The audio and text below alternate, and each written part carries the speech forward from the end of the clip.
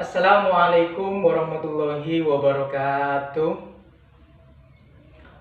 Selamat pagi anak-anakku sekalian.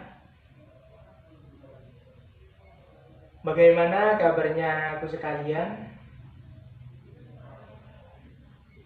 Alhamdulillah, kalau memang kabarnya anak-anakku sekalian baik-baik saja, sehat walafiat. Nah, sebelum kita memulai mata pelajaran di pagi hari ini, maka alangkah lebih baiknya kita mulai dari doa bersama. Silakan untuk ketua kelas untuk memimpin doa bersama. Terima kasih. Nah, untuk selanjutnya saya akan absen dulu. Mungkin ada yang tidak masuk atau izin. Baik, saya absen dulu ya.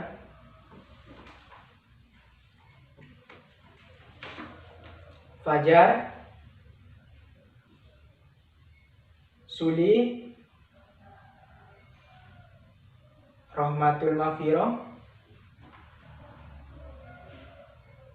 Siska Sofiana, Ahmad, Rohman,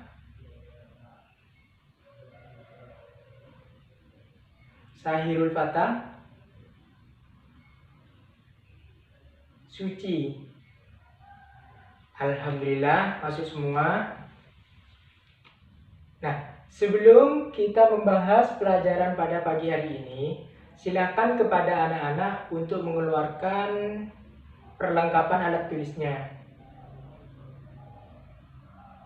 Nah, silakan untuk buku mata pelajaran ekonominya, buka mulai dari bab 1, yaitu materi dasar ilmu ekonomi.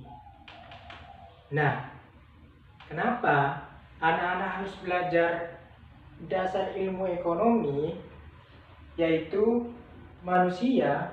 Karena manusia di sini merupakan makhluk sosial, maka perlu yang namanya kita belajar ilmu ekonomi. Karena tanpa adanya belajar ilmu ekonomi, maka kita sulit untuk bertahan hidup. Karena yang namanya ilmu ekonomi dalam kehidupan sehari-hari ini sangat dibutuhkan. Nah, kenapa sangat dibutuhkan? Ya karena ini, bagaimana caranya kita bertahan hidup dan memenuhi kebutuhan untuk bertahan hidup. Semuanya kita harus pelajari dari ilmu ekonomi. Nah, sekarang kita akan membahas mengenai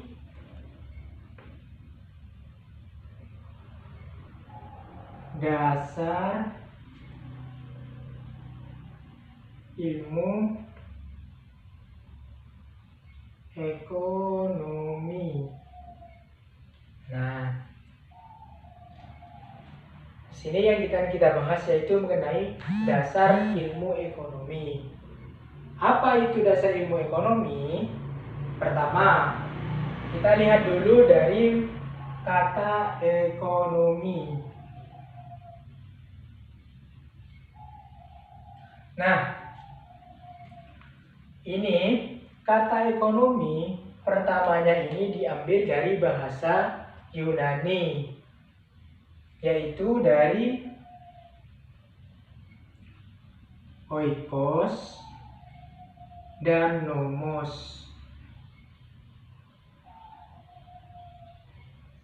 Nah, oikos ini artinya yaitu rumah tangga.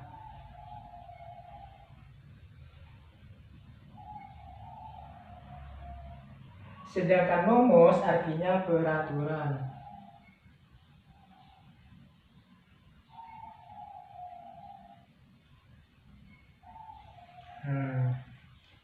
Ini yang pertama dari bahasa ekonomi atau kata ekonomi.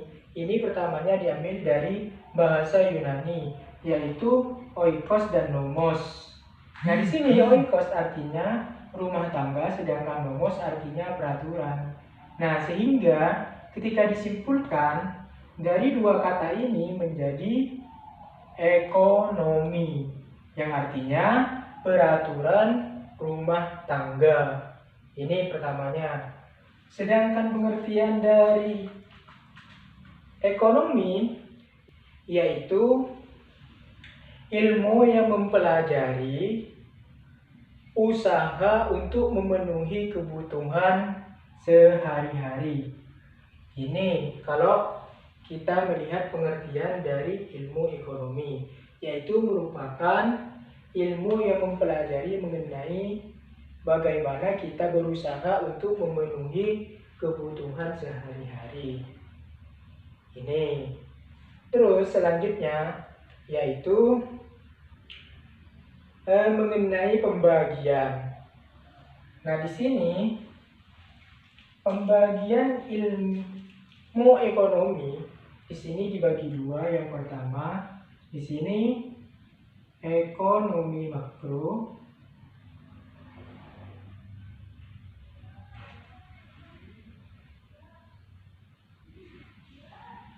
dan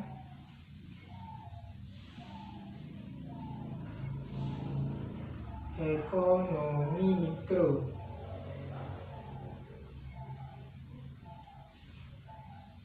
Nah, selanjutnya yaitu mengenai pembagian ilmu ekonomi. Ilmu ekonomi di sini dibagi dua. Yang pertama yaitu ekonomi makro dan yang kedua ekonomi mikro. Nah, apa itu ekonomi makro? Yaitu ekonomi yang membahas mengenai perekonomian keseluruhan. Sedangkan yang ekonomi mikro yaitu ekonomi yang membahas mengenai perekonomian sebagian kecil. Ini perbedaannya. Contohnya di sini ekonomi makro. Nah, ekonomi makro di sini membahas mengenai bagaimana sebuah pemerintahan ini mengatur perekonomiannya, baik untuk memajukan perekonomian, mencegah perekonomiannya agar tidak hancur, terus bagaimana pemerintah tersebut bekerja sama dengan pemerintah luar negeri, terus bagaimana pemerintah ini menangani pengangguran, menangani mengenai ketenaga kerjaan. Semua ini dibahas nantinya di ekonomi makro. Dan ekonomi makro di sini juga membahas mengenai inflasi, deflasi, terus mengenai ekspor impor. Nah, semuanya nanti akan dibahas di ekonomi makro. Nah, sedangkan yang ekonomi mikro, di sini yang ekonomi mikro yaitu kan tadi membahas sebagian kecilnya saja. Contohnya di sini yang dibahas mengenai seperti konsumen, produsen, terus apa tadi, rumah tangga. Nah, semuanya nanti cuma dibahas di ekonomi makro. Nah, ekonomi makro di sini seperti contohnya bagaimana kita membuat barang, menjual, terus membeli. Nah, nantinya semua itu dibahas di ekonomi makro. Karena ya ekonomi makro ini hanya membahas mengenai hal-hal kecil dari ekonominya saja. Maksudnya apa?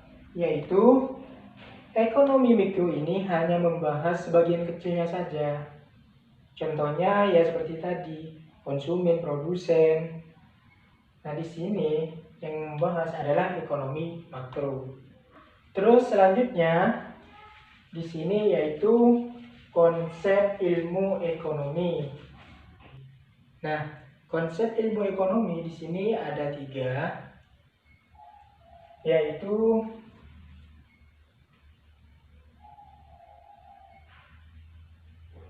konsep konsumen,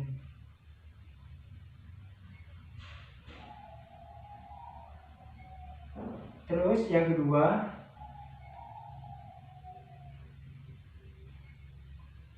konsep produsen, dan yang ketiga konsep distributor.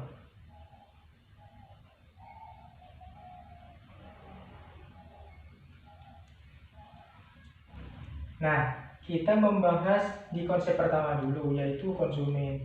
Nah, di sini konsep konsumen juga dibagi 3. Pertama, yaitu mendahulukan keperluan yang paling dibutuhkan atau yang sangat dibutuhkan.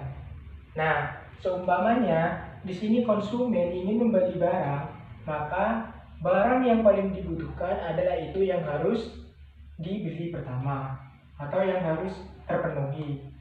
Nah, selanjutnya yaitu masalah kemampuan daya beli. Nah, ketika kita membeli barang, maka yang harus kita lihat pertama yaitu adalah kemampuan kita. Nah, mampukah kita membeli barang tersebut? Nah, kalau tidak mampu, kita yang harus mengalihkan terhadap barang lainnya yang sekiranya kita mampu untuk membelinya. Nah, yang selanjutnya, yang ketiga, yaitu melihat manfaat barang tersebut. Nah, seumpamanya ketika kita menginginkan sesuatu barang, maka kita harus melihat manfaat barangnya tersebut. Kalau memang barangnya kurang bermanfaat, maka kita alihkan dulu terhadap barang yang lebih bermanfaat terhadap diri kita sendiri.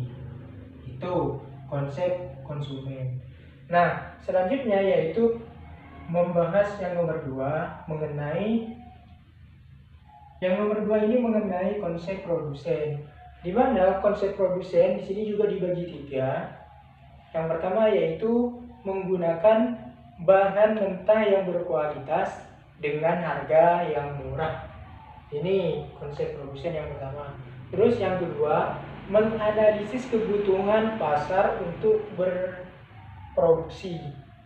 Nah, yang kedua. Terus yang ketiga yaitu perolehan keuntungan yang lebih besar atau yang besar. Ini. Nah, kenapa yang pertama di sini harus menggunakan bahan mentah yang berkualitas tapi harganya murah? Karena yang namanya produsen tidak akan membeli barang yang mentah untuk diproduksi tapi barangnya tidak berkualitas dan juga mahal. Tidak mungkin kan? Pasti seorang produsen akan membeli barang-barang bahan mentah untuk diproduksi dan juga dijual terhadap masyarakat. Terus yang kedua yaitu menganalisis kebutuhan pasar untuk berproduksi. Nah, kenapa di sini harus menganalisis dulu? Karena kita melihat kebutuhan pasar. Nah, apa yang dibutuhkan pasar, maka ini yang akan diproduksi oleh produsen. Makanya kita harus menganalisis dulu, melihat pasar. Kalau kita memproduksi tanpa melihat pasar, takutnya apa yang kita produksi tidak laku di pasaran. Nah, yang ketiga yaitu perolehan keuntungan besar. Nah, yang namanya produsen memproduksi barang pasti menginginkan yang namanya keuntungan. Nah, makanya tadi di atas menggunakan bahan mentah yang berkualitas tapi murah. Nah, tujuannya yaitu untuk mendapatkan keuntungan yang lebih besar. Ini yang disebut dengan konsep produsen. Dan selanjutnya yaitu yang ketiga, konsep distribusi atau konsep distributor. Nah, konsep distributor di sini juga dibagi 3. Yang pertama yaitu barang yang dijual sesuai dengan selera dan kebutuhan masyarakat. Ini distributor.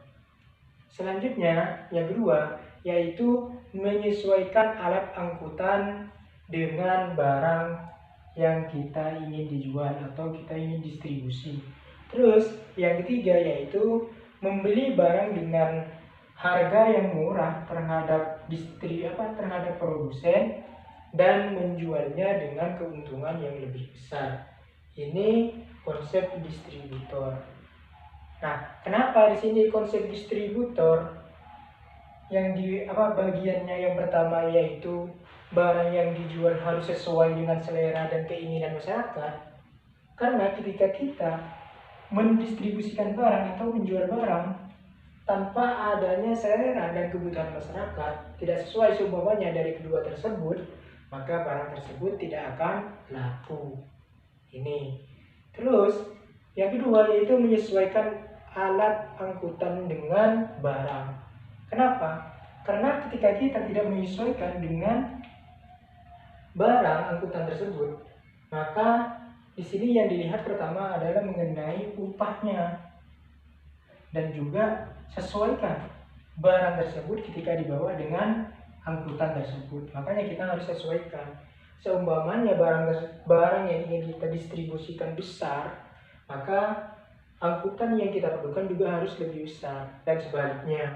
Terus yang ketiga yaitu membeli barang dengan harga murah dan menjualnya dengan keuntungan yang lebih besar. Nah, yang namanya distributor dimanapun itu pasti akan membeli barang yang lebih murah untuk mendapatkan keuntungan yang lebih besar. Nah, ini yang disebut dengan konsep-konsep ilmu ekonomi. Dari ketiganya tersebut, di sini juga ada bagian-bagiannya.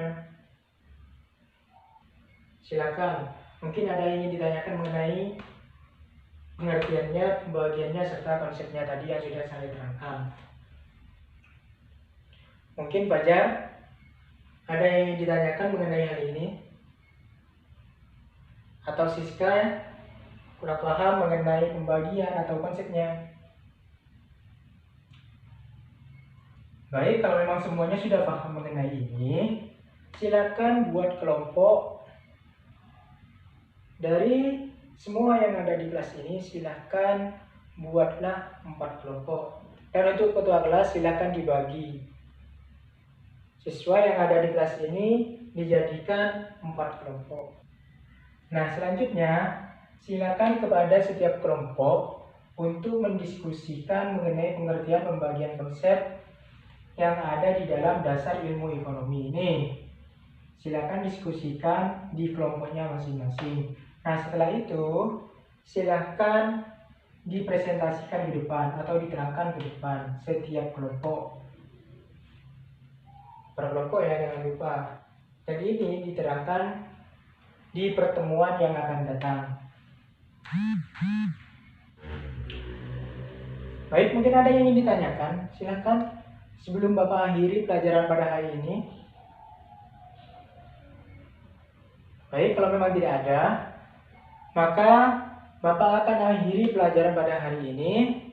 Semoga apa yang sudah kita pelajari hari ini bermanfaat, serta anak-anak paham mengenai apa itu dasar ilmu ekonomi. Mungkin hanya ini yang dapat saya sampaikan. Kurang lebihnya saya mohon maaf. Akhiron, wassalamualaikum warahmatullahi wabarakatuh.